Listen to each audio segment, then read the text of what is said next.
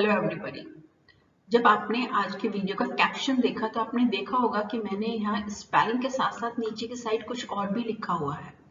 तो इसे कहते हैं आप फनीम यानी फोनेटिक सिंबल्स। किसी भी वर्ड को आप लिखते कैसे हैं ये स्पेलिंग है, उसको बोलते कैसे हैं ये फनीम की वैल्यू हो जाती है। यानी कि phonemes are used to pronounce any word in language. अब PHRASES को बोलने का तरीका क्या होगा? फ्रेजेस आप इसको बोलेंगे। बेशक यहाँ S लगा हुआ है, PH लगा हुआ है, hardly matters, but we will pronounce on the basis of the phoneme. चलिए ये एक बिल्कुल अलग टॉपिक है और आपको फोनीम का वीडियो देखना पड़ेगा इसके लिए, ताकि आपको ये पता चल जाए कि किसी भी शब्द को प्रोनाउंस कैसे करते हैं, उसकी प्रोनाउंसिएशन क्या होती है। पर हम आज का वीडियो स्टार्ट करते हैं फ्रेजेस को लेकर। तो फ्रेजेस क्या होते हैं और इनका यूटिलाइजेशन कैसे होता है और सेंटेंस में इनकी वैल्यू क्या होती है, ये सब समझने के लिए आज का वीडियो शुरू करते हैं। वीडियो शुरू करने से पहले मेरी आपसे एक रिक्वेस्ट है कि प्लीज आप पेन और नोटबुक जरूर साथ ले लें, क्योंकि ग्रामर को पढ़ना तभी अच्छा लगता है जब आपके पास नोटबुक हो और दिमाग में बहुत सारे क्वेश्चंस हों, ताकि आप उन्हें सॉल्व कर पाए। तो चलिए वीडियो शुरू करते हैं। If we talk about phrase, तो phrase is a unit of complete sentence. It is a group of two or more words. याद रखिए ये पहली क्वालिटी है, इसके पास दो या दो से ज्यादा शब्द होंगे हमेशा। दूसरी बात ये है, ये कंप्लीट सेंस नहीं देता है। फ्रेज में जो दो या तीन शब्द आपको मिलते हैं वो छोटा सा हिंट तो दे सकते हैं, लेकिन वो कंप्लीट सेंस नहीं देंगे। नेक्स्ट, इसके अंदर ना तो सब्जेक्ट होता है और ना ही इसके अंदर प्रेडिकेट होता है। Next, the length of the phrase में डिफर। अब फ्रेज की जो लेंथ होती है वो दो शब्दों से लेकर कितने भी शब्द तक हो सकती है। यानी फ्रेज क्या हो गया? It is a group of words which has two or more than two words but doesn't have a complete sense and doesn't have a subject and a predicate. Clear? Now let us do a very small exercise to identify the phrases in the given sentences. For example, they need the bunch of keys. The key is noun, but bunch of keys is phrase because it is made up of three words and it has a noun in it. So noun plus associated words, they make noun phrase. I'm sitting in the car. In the car is a phrase, क्योंकि in the car से मुझे कुछ hint तो समझ में आ रहा है car में, लेकिन कार में क्या है, कहाँ है, कुछ नहीं समझ आ रहा है। तो ये फ्रेज तो है क्योंकि इसके पास ना सब्जेक्ट है ना इसके पास वर्ब है, but it is a group of three words which indicating something in the car, so it is phrase. Now she was sitting on sofa. Sofa, it is the name of an article, so sofa is only noun. It's not noun phrase because there is only one word. So this is a part of a speech, noun only. She was sitting on big red brown sofa. Now this sofa with all these three more words together known as noun phrase. Why? Because they are four words and noun word is there and big brown sofa is giving me hint कि जो sofa है वो big है, brown है और red brown colour में है, तो इसलिए इसको हम phrase बोलेंगे। My mother is cooking food. Food noun. But if I am saying my mother is cooking delicious food, means food plus delicious together combine and form noun phrase. So noun के types कितने होते हैं और इसको हम किस तरीके से पहचान सकते हैं, इसके लिए हम वीडियो में बात करते हैं। अब आप इन दोनों सेंटेंसेस को करके दिखाएंगे हम।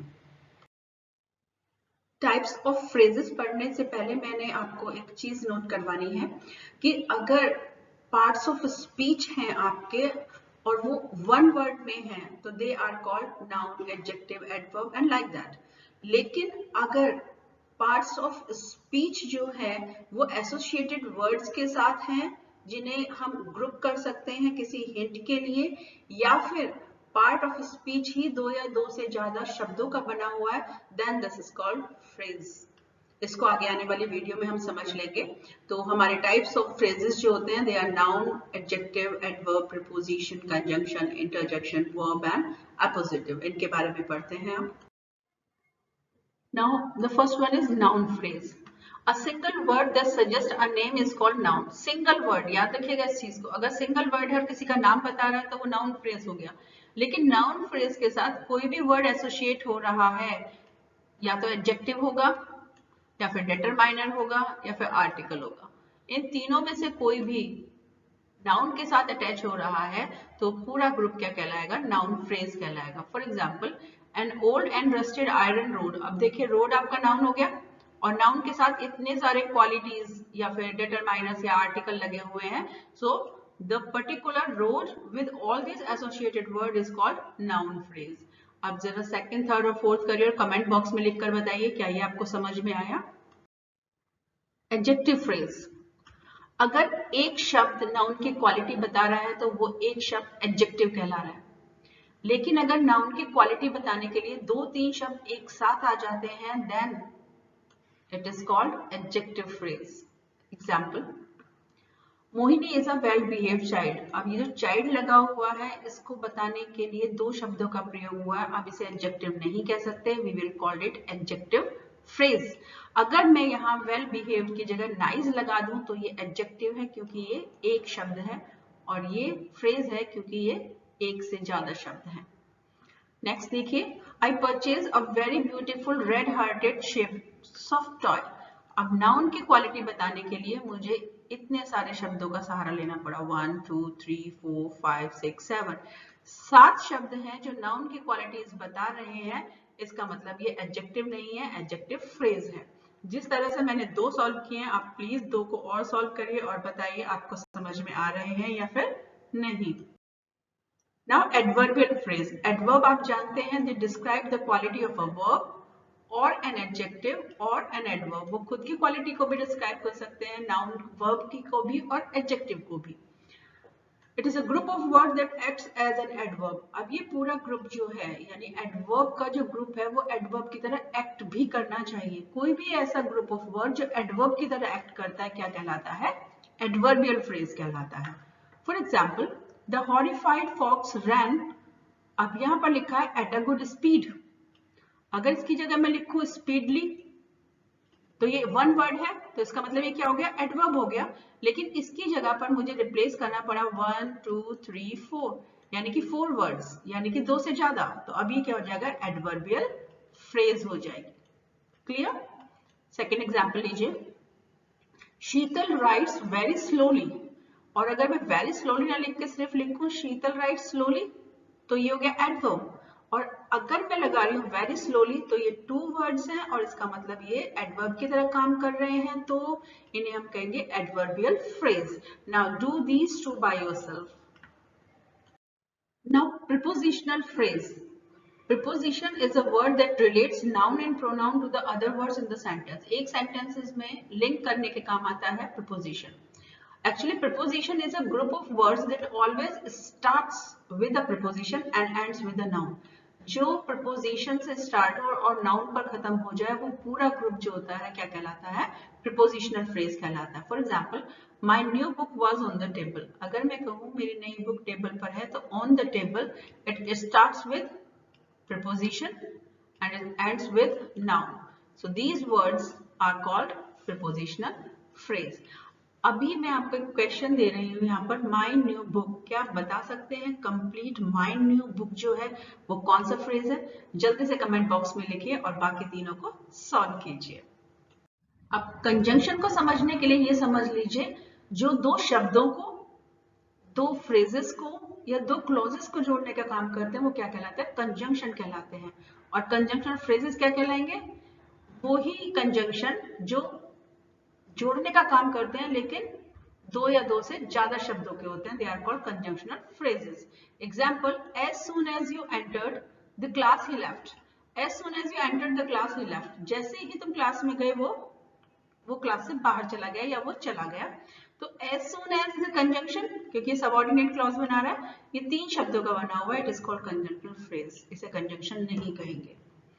Come on Sunday, so that, once again so that is conjunction but made up of more than one word, that is 2, it is called conjunctional phrase. The third one please अपने आप कीजिए।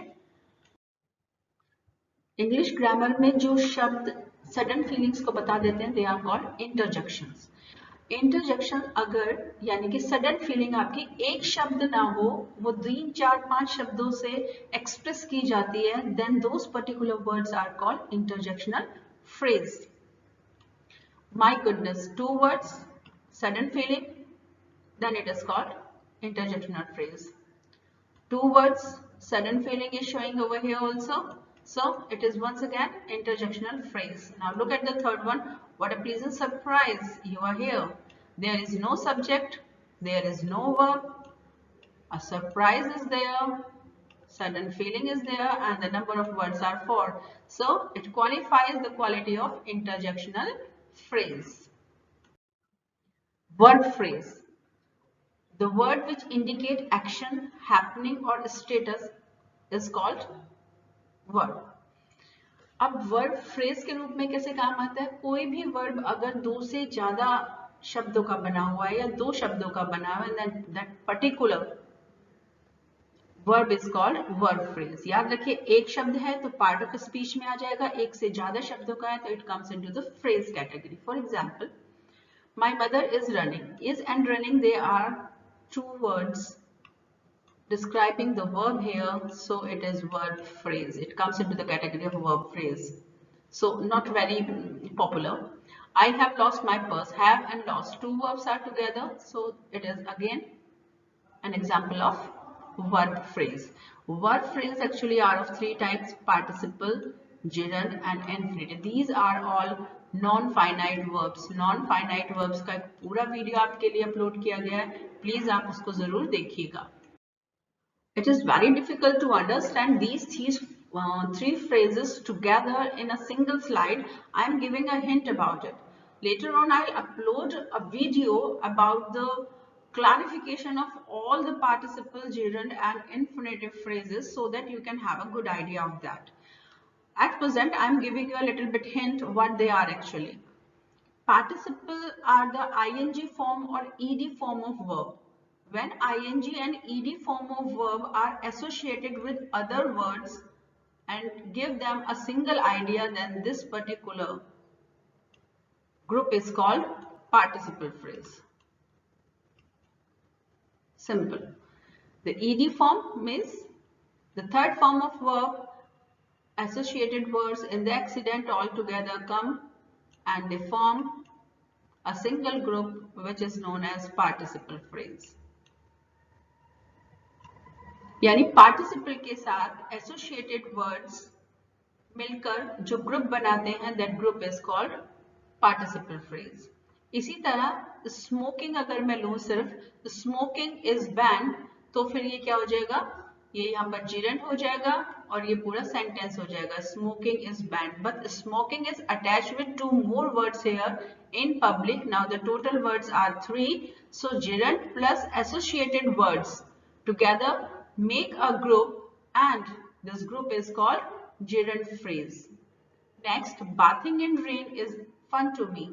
If I don't write rain in rain here, अगर मैं यहाँ से in rain को हटा दूँ तो bathing is fun to me, यानी नहाना मुझे अच्छा लगता है.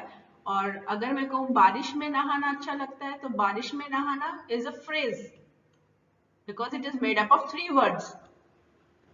And a gerund is also there, क्योंकि यहाँ gerund भी है, इसीलिए this is called gerund phrase. Now the next one is I applied to MT University to get admission in PhD. अब मैंने MT University में अप्लाइड किया था ताकि मैं PhD में एडमिशन ले लूँ. To get is what? To get is infinitive.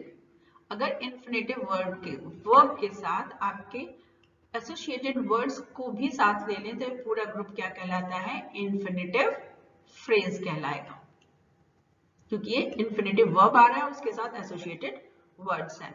तो एक हल्का सा आइडिया है about participle phrase, gerund phrase और इन्फिनेटिव फ्रेज के बारे में, ताकि आप एक बेस बना लें और जब इन वीडियो को आप देखेंगे अलग अलग तो आपको चीजें और अच्छे से समझ में आएंगी. Appositive phrase. Actually appositive phrase को हम लोगों ने केसेस में भी पढ़ा है. नाउन और प्रोनाउन के आप केसेस पढ़िएगा, वहां भी हमने इसको पढ़ा है.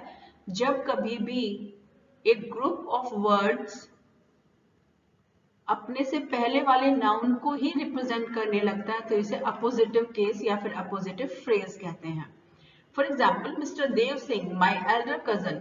ये जो माई एल्डर कजन 3 शब्दों का एक ग्रुप है, ये किसके लिए आ रहा है? माई एल्डर कजन, ये आ रहा है मिस्टर देव के लिए ही, यानी कि ये तीन शब्द मिस्टर देव को ही रिप्रेजेंट कर रहे हैं, तो ये तीन शब्द मिलकर क्या बनाएंगे? Appositive phrase. Now we watch the North Star, the biggest star in the sky.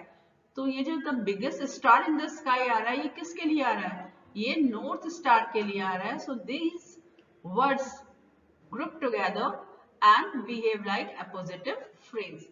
तो कोई भी ऐसे 3 या 4 शब्द जो एक साथ मिल जाए और एक ग्रुप बना ले और वो अपने से पहले वाले नाउन को इंडिकेट करे, तो ऐसी फ्रेज क्या कहलाती है? अपोजिटिव फ्रेज कहलाती है। Now, this is an exercise based on phrases. Identify the phrase and kindly write their types also. Whatever problem you have, kindly write it to the comment box. आप जरूर से कीजिएगा exercise, क्योंकि exercise करने से जो कुछ आपने पढ़ा वो कंक्रीट हो जाता है आपके माइंड में। Thank you very much for watching this video till end. Kindly like it, share it and subscribe the channel. If you have any query, you can write to us either in the comment section or to the WhatsApp. We will solve your query. Thank you very much.